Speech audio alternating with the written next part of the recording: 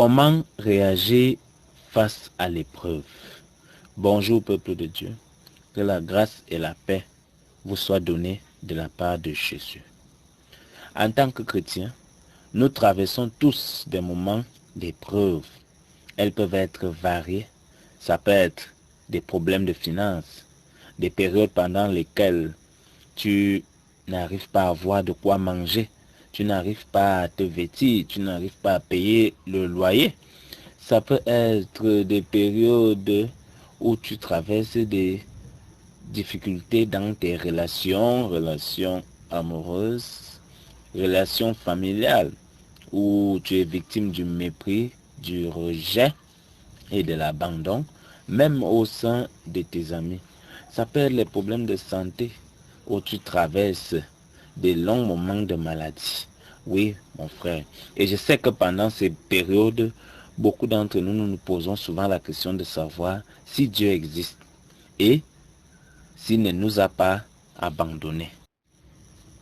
Non, Dieu ne t'a pas abandonné et Dieu ne prend pas plaisir à voir quelqu'un souffrir. Si Dieu nous laisse face aux épreuves ou bien s'il nous met de son propre gré devant une épreuve, c'est pour voir quelle est réellement la nature de notre relation avec lui. Quel est vraiment l'intérêt pour lequel toi, tu as décidé de suivre son chemin. Alors, lorsque l'épreuve survient dans nos vies, Dieu nous laisse afin de voir à quel point nous l'aimons.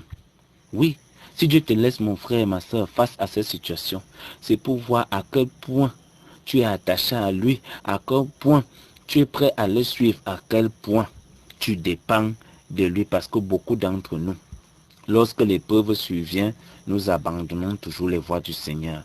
Nous retournons à nos propres pensées. Nous retournons souvent même chez des marabouts et nous abandonnons tout ce que l'Éternel nous a dit. Sache que l'épreuve que tu traverses aujourd'hui est une façon de montrer à ton Dieu à quel point tu as la foi en lui, à quel point tu es sûr qu'il est le seul sur la terre comme au ciel qui puisse apporter une solution à ton problème, qu'il est le seul qui puisse changer ici la maladie, la crise financière, les problèmes de relations, les situations difficiles que tu traverses. Oui, c'est le moment pendant lequel Dieu s'assoit pour t'observer que est-ce que vraiment tu tiendras le bout? Est-ce que tu pourras résister à la tentation? Est-ce que tu pourras résister aux attaques des sorciers, aux attaques de Satan pendant ces moments d'épreuve? C'est pourquoi, mon frère, ma soeur, l'attitude que tu adoptes pendant ces moments a une grande importance devant les yeux de Dieu. Est-ce que tu es du genre à te lamenter chez tout le monde, à pleurer, à pleurnicher auprès des uns, auprès des autres, ou bien tu restes debout comme un vaillant soldat? Comment réagir donc face à l'épreuve? Premièrement, tu dois être dans la joie. Oui, parce que pendant les difficultés, lorsque tu gardes la joie, tu démontres ainsi à Dieu que tu as confiance en lui, tu as la foi en lui et tu espères en lui. C'est pourquoi la Bible nous dit dans le livre de 1 Pierre chapitre 1 à partir du verset 6 à 9 que c'est là ce qui fait votre joie. Quoique maintenant, puisqu'il le faut, vous soyez attristés pour un peu de temps par diverses épreuves, afin que l'épreuve de votre foi, plus précieuse que l'or périssable, qui cependant est éprouvé par le feu, ait pour résultat la louange, la gloire et l'honneur lorsque Jésus-Christ apparaîtra. Lui que vous aimez sans l'avoir vu, en qui vous croyez sans le voir encore, vous réjouissant d'une joie ineffable et glorieuse, parce que vous obtiendrez le salut de vos âmes pour prix de votre foi. Et dans le livre de Jacques, au chapitre 1er, verset 2, la Bible nous dit que mes frères, regardez comme un sujet de joie complète les diverses épreuves auxquelles vous pouvez être exposés. Deuxièmement, la leçon à retenir. Oui, parce que dans chaque épreuve, il y a un enseignement que Dieu nous donne. Il existe donc deux types d'épreuves. L'épreuve pour te punir, période pendant laquelle Dieu veut que tu comprennes que tu es dans l'égarement et que tu reviennes à lui.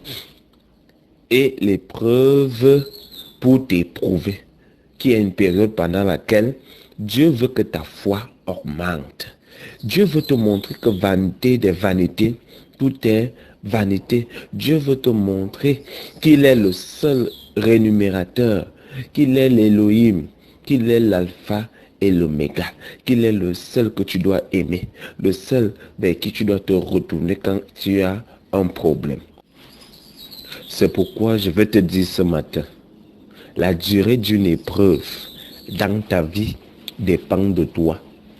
Le temps que tu vas mettre dans une situation difficile dépend de toi.